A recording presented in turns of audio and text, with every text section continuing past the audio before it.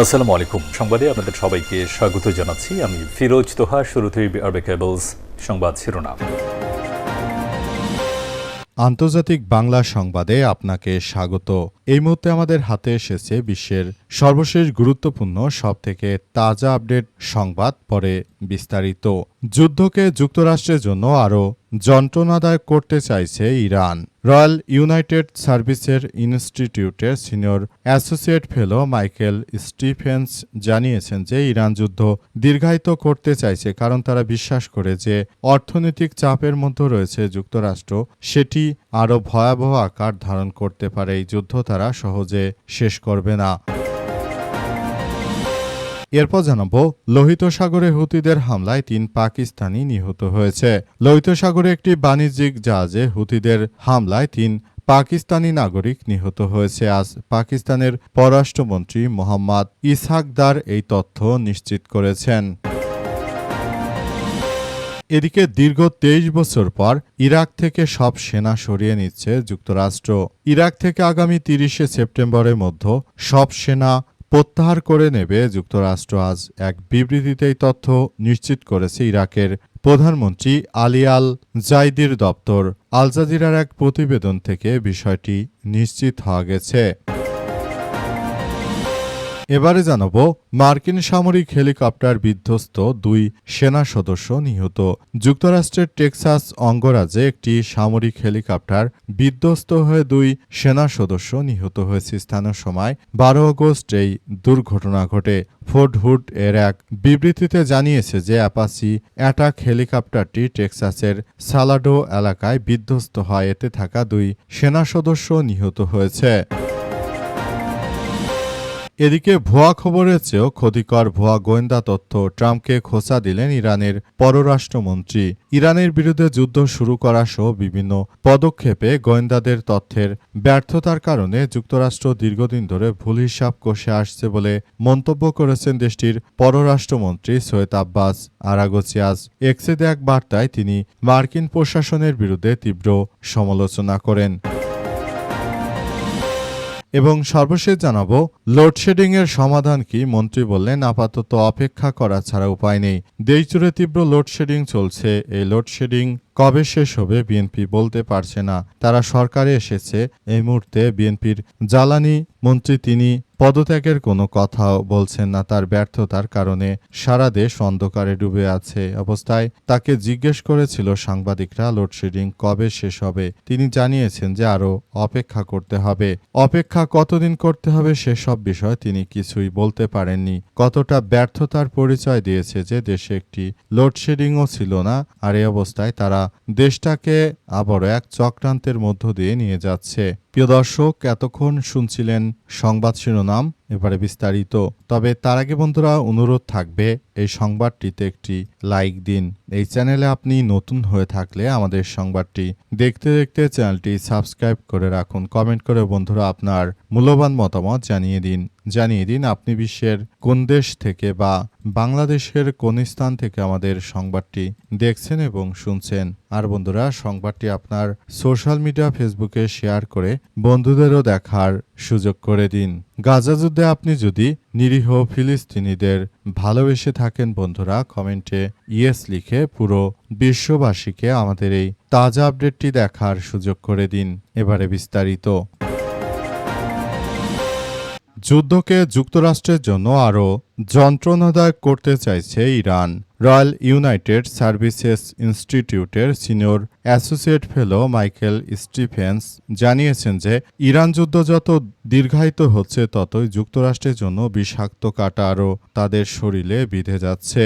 এই মুহূর্তে যুক্তরাষ্ট্র আসলে তারা কোনো কিছুই করতে পারছে না। যুক্তরাষ্ট্র তারা মনে করেছিল যে হয়তো তারা খুব সহজেই এমন কিছু করতে চেয়েছিল যেগুলো আমাদের সবার জন্য খুবই ভালো কিছু বয়ে নিয়ে এসেছিল, কিন্তু যুক্তরাষ্ট্র তারা ইরানের বিরুদ্ধে যুদ্ধ করতে এসে হাড়ে হাড়ে টের পাচ্ছে যে ইরান যে একটি পরাশক্তির দেশ এবং তাদের সঙ্গে যুদ্ধ করে যুক্তরাষ্ট্র কখনোই টিকে থাকার সক্ষমতায় নেই, সেটি এখন হাড়ে হাড়ে টের পাচ্ছে তারা। তাই এই রাষ্ট্রটি এই মুহূর্তে সবথেকে ভয়াবহ বিপর্যয়ের মধ্যে রয়েছে। তারা এই মুহূর্তে আসলে ইরানের সঙ্গে যুদ্ধ করতে এসে তাদের অস্ত্র ও গোলাবারুদ সবকিছু শেষ করার মধ্য দিয়ে তারা এখন চরমভাবে দিশেহারা হয়ে পড়েছে। মার্কিন প্রেসিডেন্ট ডোনাল্ড ট্রাম্প তিনি এখন শেষ পর্যন্ত জানাচ্ছেন যে সমস্ত প্রশংসা আল্লাহ তাআলার। তিনি এখন আল্লাহর নাম জপতে শুরু করেছেন, কারণ এই মুহূর্তে যুক্তরাষ্ট্রের প্রেসিডেন্ট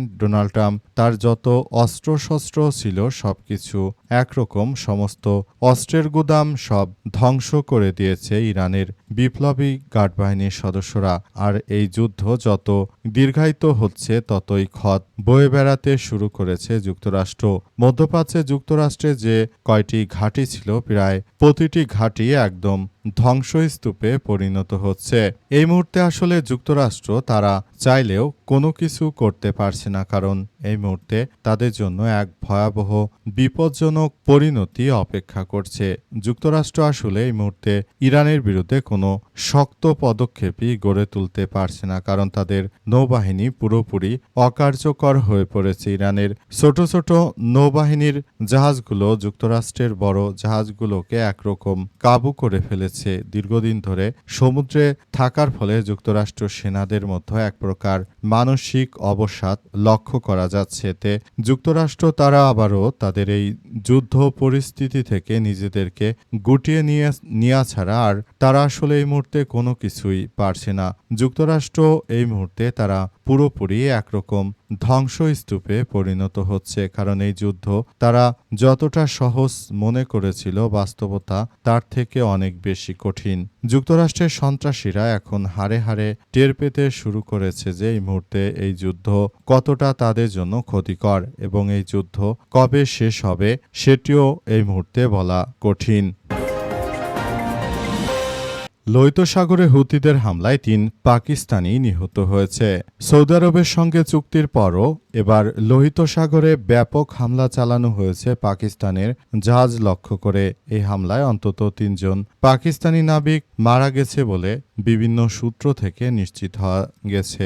লোহিত সাগরে আসলে হুতি যোদ্ধারা তারা নিজেদের আধিপত্য ধরে রেখেছে। সৌদি আরব এই মুহূর্তে হুতিদের সঙ্গে যে ধরনের আচরণ করতে শুরু করেছিল, কিন্তু শেষ পর্যন্ত তারা আর টিকে থাকতে পারেনি। তারা নিজেরাই একরকম ধরাশায়ী হয়ে পড়েছে। লোহিত সাগরে এই মুহূর্তে যুক্তরাষ্ট্র এবং তার মিত্রবাহিনী সৌদি আরব, পাকিস্তান সহ যে রাষ্ট্রগুলো রয়েছে হুতিদের বিরুদ্ধে যারাই অস্ত্র ধরতে গিয়েছে তাদের সবাইকেই শেষ করে দিয়েছে হুতি যোদ্ধারা আরও জানিয়েছে যে আমরা আসলে এই মুহূর্তে মার্কিন যুক্তরাষ্ট্র এবং সৌদি আরব সহ যে মিত্র রাষ্ট্রগুলোর কথা বলা হচ্ছে এই সব দেশগুলোকে আমরা পুরোদমে ধ্বংসস্তূপে পরিণত করতে চাই। তাছাড়া যুক্তরাষ্ট্র এই মুহূর্তে আসলে পুরোপুরি ধরাশায়ী। পাশাপাশি সৌদি আরবের বিভিন্ন ঘাঁটি লক্ষ্য করে একের পর এক হামলা চালানো হচ্ছে। এই হামলার মধ্য দিয়ে এই মুহূর্তে মোট কথা যুক্তরাষ্ট্রের যারা মিত্র রাষ্ট্র রয়েছে সৌদি আরব সহ যারাই রয়েছে তারা ইয়েমেনের যোদ্ধাদের কাছে পুরোদমে ধরা খেয়েছে এবং তারা প্রতিনিয়ত মার খাচ্ছে। শেষ পর্যন্ত আদতে এই যুদ্ধ পরিস্থিতি আর কতদিন চলবে সেটি সম্পর্কে এই মুহূর্তে আমাদের বলা কঠিন। যুদ্ধ যতই তীব্র থেকে তীব্র হচ্ছে এবং এই যুদ্ধ পরিস্থিতি আরও এক ভয়াবহ বিপজ্জনক পরিস্থিতির মধ্য দিয়ে যাচ্ছে। পুরো যুদ্ধ পরিস্থিতি আমাদের সবার জন্য অনেক বড় এক বিপর্যয় ডেকে নিয়ে আসছে বলে এমন কথা জানা গেছে।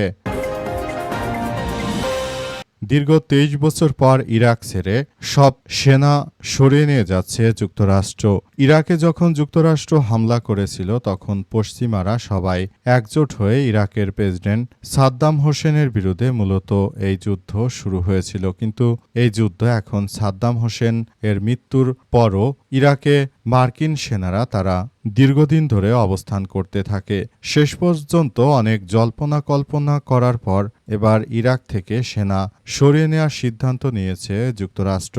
জানা গেছে যে যুক্তরাষ্ট্রের বর্তমান প্রেসিডেন্ট ডোনাল্ড ট্রাম্প ক্ষমতা আসার পর তিনি বেশ কয়েকজন দেশের প্রেসিডেন্টের উপর ভরসা রাখতে পেরেছেন। এর মধ্যে সিরিয়ার প্রেসিডেন্ট আহমেদ আল সারা তিনি মূলত যুক্তরাষ্ট্রের উপর থেকে যুক্তরাষ্ট্রের পক্ষ থেকে সিরিয়ার উপর যত ধরনের ধরনের নিষেধাজ্ঞা ছিল সবকিছু তিনি আসলে সরিয়ে নিতে পেরেছেন। এই কারণে এই মুহূর্তে সিরিয়া একটি অত্যন্ত চমৎকার একটি রাষ্ট্র হিসেবে পরিচালিত হচ্ছে। এই মুহূর্তে সিরিয়ার প্রেসিডেন্ট আহমেদ আল সারা তিনি মূলত সিরিয়া থেকে মার্কিন সেনাদের সরানোর ক্ষেত্রে গুরুত্বপূর্ণ ভূমিকা রেখেছেন। একইভাবে ইরাকের থেকেও মার্কিন সেনাদেরকে সরিয়ে নেওয়ার জন্য ইরাকের বর্তমান যিনি প্রেসিডেন্ট রয়েছেন তিনি ব্যাপক ভূমিকা রেখেছেন। কোনো অবৈধ সরকারের অবৈধ সেনারা তারা দীর্ঘদিন ধরে তাদের মাটিতে না থাকুক, সেই প্রত্যাশা আমাদের। এই প্রত্যাশা অনুযায়ী এবার সেটি হয়তো পূরণ হতে চলেছে যে এবার ইরাক থেকেও মার্কিন সেনাদের সরিয়ে নেওয়া হচ্ছে। এটা মুসলিমদের জন্য এক সুসংবাদই বটে। মার্কিন সামরিক হেলিকপ্টার বিধ্বস্ত, 2 সেনা নিহত। যুক্তরাষ্ট্রের টেক্সাস অঙ্গরাজ্যে একটি সামরিক হেলিকপ্টার বিধ্বস্ত হয়ে 2 মার্কিন সেনা নিহত হয়েছে। স্থানীয় সময়ে এই দুর্ঘটনা ঘটে। ফোর্ট হুড এক বিবৃতিতে জানিয়েছে যে অ্যাপাচি অ্যাটাক হেলিকপ্টারটি টেক্সাসের সালোডো এলাকায় বিধ্বস্ত অবস্থায় এতে থাকা 2 সেনা সদস্য নিহত হয়েছে। বিবৃতিতে আরও বলা হয়েছে যে উক্ত সেনা সদস্যরা তারা মূলত সামরিক অভিযানে অংশগ্রহণ করার জন্য তারা ব্যাপক প্রস্তুতি গ্রহণ করছিল। হঠাৎ করে যুক্তরাষ্ট্রের এই অ্যাপাচি হেলিকপ্টারটি বিধ্বস্ত হয়েছে। যুক্তরাষ্ট্রের যে অ্যাপাচি হেলিকপ্টারটি রয়েছে এটি মূলত যুক্তরাষ্ট্রের লকহেড মার্টিন কোম্পানি থেকে তৈরি একটি অত্যন্ত বহুল পরিচিত হেলিকপ্টার। এটি প্রেসিডেন্টকে গার্ড দেওয়ার ক্ষেত্রে সবথেকে বহুল ব্যবহৃত একটি মডেল। এই মডেলটি যুক্তরাষ্ট্রের president Barack Obama, Donald Trump এমনকি বাইডেন সবার আমলে এটি প্রেসিডেন্টকে নিরাপত্তা দেওয়ার ক্ষেত্রে গুরুত্বপূর্ণ ভূমিকা রেখেছে। তবে এই ধরনের মডেলগুলো একটু ওল্ড হয়ে যাওয়ার কারণে এই ধরনের দুর্ঘটনা বেড়ে যাচ্ছে।